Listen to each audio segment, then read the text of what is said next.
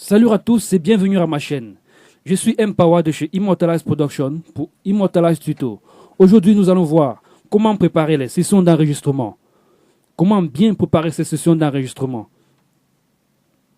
Alors, nous sommes dans Cubase. On va ouvrir un nouveau projet. Je pars dans Fichier, Nouveau projet. Ça me demande le répertoire de travail. Je vais choisir un répertoire de travail.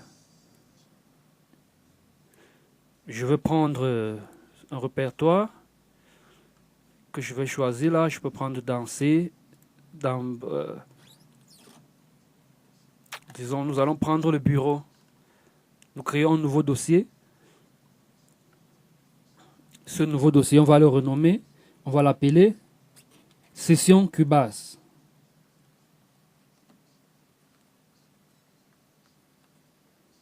Session Cubase.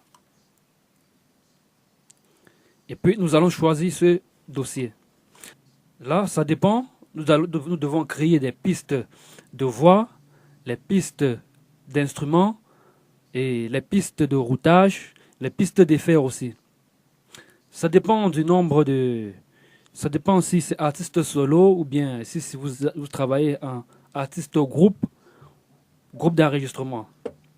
Ce que nous allons faire, c'est quoi?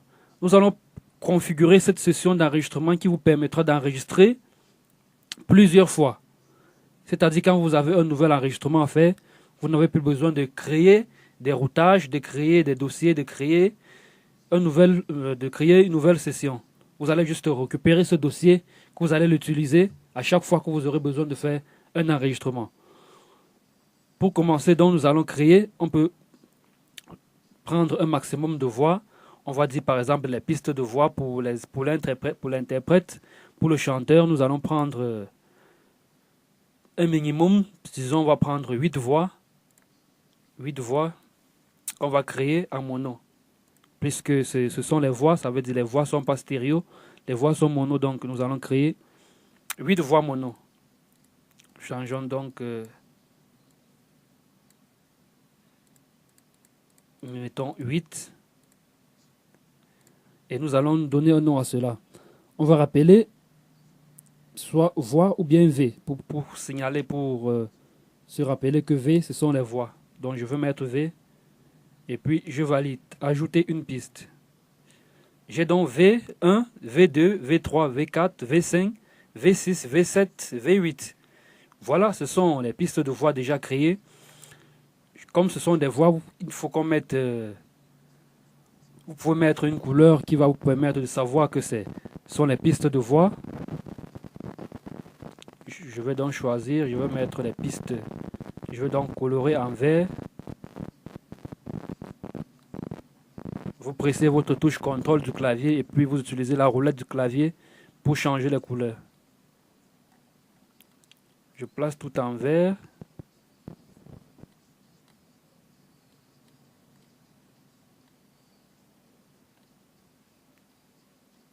Ok. Là, ce sont mes pistes de voix. Maintenant, nous allons créer les pistes d'instruments. N'oublions pas que les pistes de voix peuvent être aussi... les guitares viennent comme des voix parce que nous allons les enregistrer et les guitares sont aussi mono. Mais ce que nous allons faire, c'est quoi? Créer cette session qui va vous permettre d'identifier facilement vos instruments. Nous allons donc créer une autre piste pour instruments comme la guitare, la basse et autres pianos qui envoient du son en audio d'enregistrement, pas des pianos MIDI. Nous allons donc créer d'autres pistes pour les guitares. Nous supposons par exemple que nous avons une rythmique et une solo. Nous allons donc créer deux voix, deux pistes mono pour les guitares. Je peux mettre G, je peux écrire directement une guitare. Nous avons guitare. Là, nous avons nos pistes de guitare. Nous choisissons la couleur, contrôle plus roulette. Pour identifier les guitares, nous prenons cette couleur. Ensuite, nous pouvons renommer. On va mettre guitare rythmique. On va mettre guitare rythmique. Et là, nous mettons guitare solo. Guitare solo. Bon, nous créons une piste pour la basse. Nous avons oublié. On devait la créer directement. On va renommer en créant la piste de basse. Toujours à mono. Nous validons. La basse, nous allons la peindre en bleu. La couleur importe peu. C'est juste que moi, j'aime la couleur bleue pour mes sons graves. J'aime la couleur bleue pour mes sons graves. Parfois, même le kick, je mets de la couleur bleue. Là, on va créer encore quelques pistes pour les instruments virtuels, les pistes MIDI. Nous allons créer les pistes MIDI. Nous supposons qu'on va jouer dans notre musique. Nous pouvons avoir combien d'instruments MIDI? Nous pouvons prendre même 5 instruments MIDI. C'est-à-dire on pourrait avoir un piano, une basse, une basse synthé et quelques vents. Nous allons prendre donc un minimum 5 pistes MIDI. On ajoute. Nous avons les pistes MIDI qui viennent là. MIDI 1, MIDI 2, MIDI 3 et puis c'est bon. On va rajouter encore quelle piste probable. Nous avons, je crois qu'on a tout créé, non pas encore. Nous allons créer les pistes de drum. En fait, ce que nous faisons ici, nous allons créer une session d'enregistrement complète. Ça n'empêche, parfois vous pouvez importer votre instrumental et déposer juste. Parfois vous pouvez composer directement. Donc nous voulons une session d'enregistrement complète. Donc nous allons créer une piste pour les drums. Ça dépend si vous avez des instruments MIDI, si vous allez utiliser du MIDI ou bien vous allez utiliser de l'enregistrement live. Si c'est de l'enregistrement live, vous créez des pistes audio.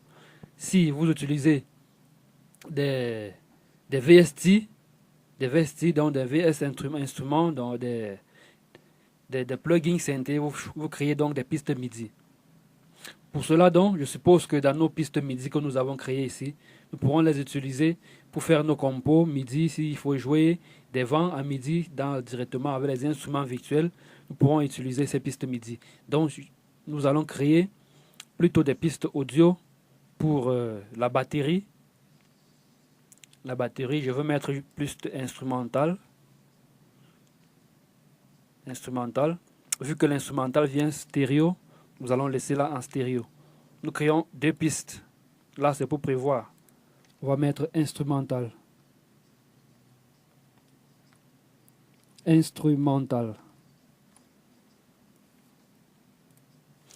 L'instrumental, moi, j'aime souvent mettre au fond.